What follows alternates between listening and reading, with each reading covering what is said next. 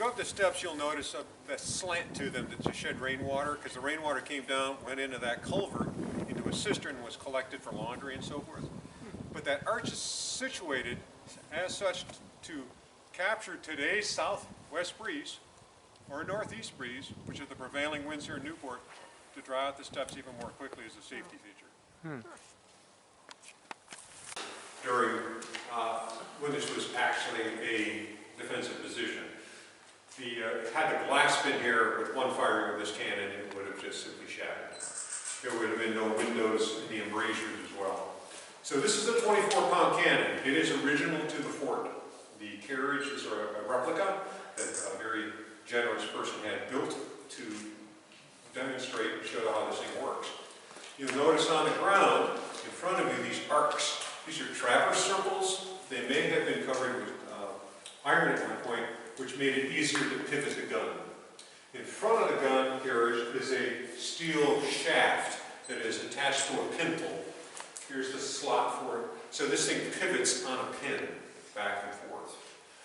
So the way it would work is the gun captain, who would have probably been a non-commissioned officer, sergeant, would have a crew of 7 men. There'd be 8 guys on the crew. It could be run with 4, from what we understand. And what they would have gotten their coordinates, their angle, and their elevation. They would have moved the cannon to, with very young, strong men, to the angle required. Then the elevation is adjusted by this hand screw here that would lift up the breech or dip it down. The cannon would be all the way back on a carriage. And so I'll use our little howitzer here. This is the muzzle. This is the breech. This is the touch hole. So the first thing the gun captain calls for is the worm. And this is a worm. The worm, it basically cleans out the muzzle. So I'm going to ram it down the muzzle, twist it around, and pull out any of the schmutz that's left over from the previous firing. The gunpowder bag, the charge that was used prior to it. There may be remnants of it. So we get all of that cleaned out. Then he calls for the powder. Powder bag, the size of a 5-pound bag of flour for this one. Hoist it, it depends on the charge. It could be half of that or more. Hoist it into the muzzle. Then the captain calls for a ramrod. The bag is right here. We ram it to the breech. Calls for the ball. 24-pound balls, fairly good-sized grapefruit size. Ball goes in the muzzle, ram. Now, the fellow has a choice here of how to ignite it. On top is the touch hole. So the touch hole could have just been filled up with black powder if the cannon was cold. On the other hand, he had what was called a prick, a long tube that had a pin, like a hypodermic needle sort of, full of gunpowder, or later on fulminated mercury. And then pierces the gun bag, the powder bag, so that there's gunpowder up here. It's safer that way as well.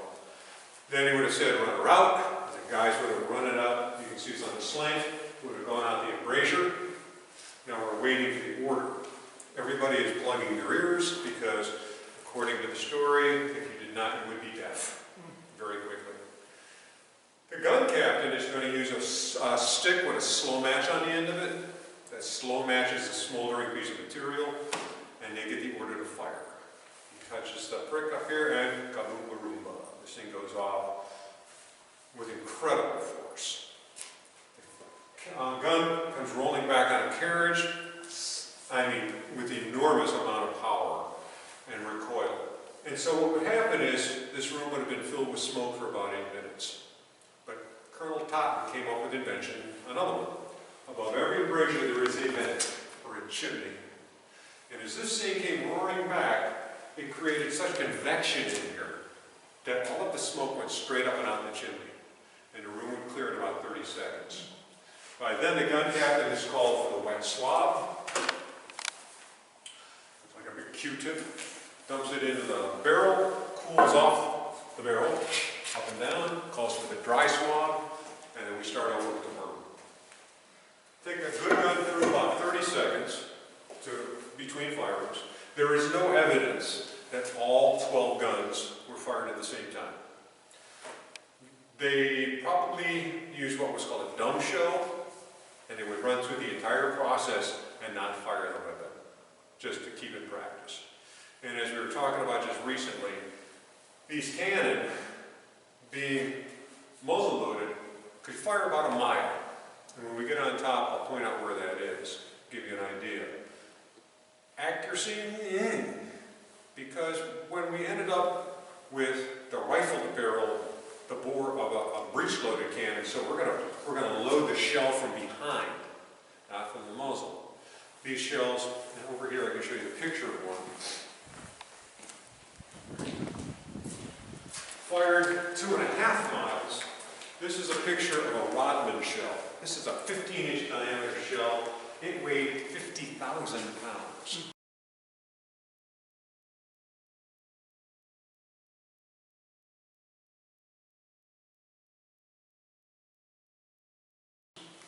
This thing would fire about 2.5 miles. It went through an enormously long barrel that was rifled. If you're familiar with baseball, the knuckleball is thrown so there is no spin. And it does these weird things because it creates a lot of air pressure in front of it. And so it starts doing, it wobbles a lot. And even the pitcher is not quite sure where it's going to go. Well, in this case, these, and that's what a cannonball did. It did not spin. So in these rifled barrels, it caused the shell to spin, which made it far more accurate. And it was a breech loaded, so you didn't need a powder bag. This was the charge back here. This is the diameter of the Rodman shell. This small red one is the cannonball. And so by 1880 or so, all of these cannon had been removed, 468 of them, and replaced with 26 cannon south here in these batteries. So these are all, I think these are pictures of all muzzle loaders. So the whole idea here is this went through an evolution here, and the fort's role changed again and again and again until finally about mid-50s, 60s, there was no use for it anymore. But we're so pleased they built it because you take a look around here, this place was built between 1824 and 1857 and it's still in pretty good shape. So what I thought we'd do is head on upstairs to the north wall. It's going to be a little breezy. There's 32 granite steps, and the view is definitely worth it. The view out of the embrasure here is not bad. But we're going to go up, we're going to come back down the same side, and we'll take it from there. I'll go first. Rhode Island. Rhode Island is what we could hit from here. It's about a mile away. The little lighthouse there is where Fort Walcott was. That was one of the original second system batteries. We believe that the original Fort Adams was in this general area in front of us. Again, a 20-gun battery. Then over here on Goat Island to about 2 o'clock, those condos over there would have been Fort Hamilton, which again was a small battery. And then way to our left, we're in Jamestown.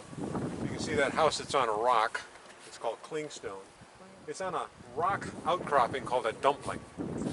To the left of that, you can see that point of land is called Bull Point, and that's where Fort Dumplings would have been. So that Fort Dumplings, Adams, Hamilton, and Walcott did protect the harbor, but did not keep the British from blockading Narraganset Bay or the East Coast. In front of us is the lagoon. This was the supply lagoon. Ships would have come in here or to what's left of the pier, dropping off their supplies, like for example the granite we're looking at in front of us, hoisted up here by block and tackle, hand carved, hand cut to specification down there and then hoisted up. But in front of you, you can see the vent. These are one of the vents from the casemates. Low. Exactly. Yeah. So all along here, all of those holes are the vents. So let's see, beyond the bridge is Gould Island.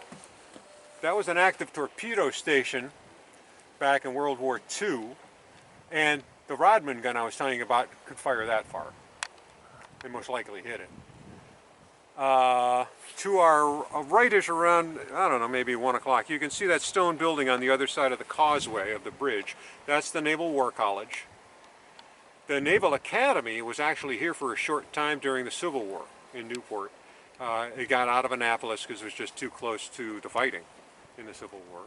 beyond the Naval War College here was a naval base that was active till about 1974. And so we would see aircraft carriers and battleships and whatever come in and out of Narraganset Bay, because the harbor is 130 feet deep, but the East Passage over here is 150